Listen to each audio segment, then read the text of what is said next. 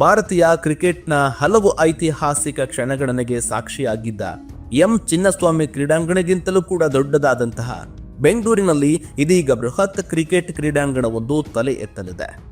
ಬೊಮ್ಮಸಂದ್ರದ ಸೂರ್ಯ ಸಿಟಿಯಲ್ಲಿ 1,650 ಕೋಟಿ ರೂಪಾಯಿ ವೆಚ್ಚದಲ್ಲಿ ಮೆಗಾ ಸ್ಪೋರ್ಟ್ಸ್ ಕಾಂಪ್ಲೆಕ್ಸ್ ನಿರ್ಮಾಣಕ್ಕೆ ಸಿಎಂ ಸಿದ್ದರಾಮಯ್ಯನವರು ಅನುಮೋದನೆ ಕೊಟ್ಟಿದ್ದಾರೆ. ಈ ಕ್ರೀಡಾ ಸಂಕೀರ್ಣದಲ್ಲಿ 80,000 ಆಸನ ಸಾಮರ್ಥ್ಯದ ಬೃಹತ್ ಕ್ರಿಕೆಟ್ ಕ್ರೀಡಾಂಗಣ ಇದು ನಿರ್ಮಾಣವಾಗಲಿದೆ. ಇದು ಪೂರ್ಣಗೊಂಡ ನಂತರ ಅಹಮದಾಬಾದ್ನ ನರೇಂದ್ರ ಮೋದಿ ಅವರ ಕ್ರೀಡಾಂಗಣದ ನಂತರ ಭಾರತದ 2ನೇ ಅತಿದೊಡ್ಡ ಕ್ರಿಕೆಟ್ ಕ್ರೀಡಾಂಗಣ ಎನ್ನಿಸಿಕೊಳ್ಳಲಿದೆ.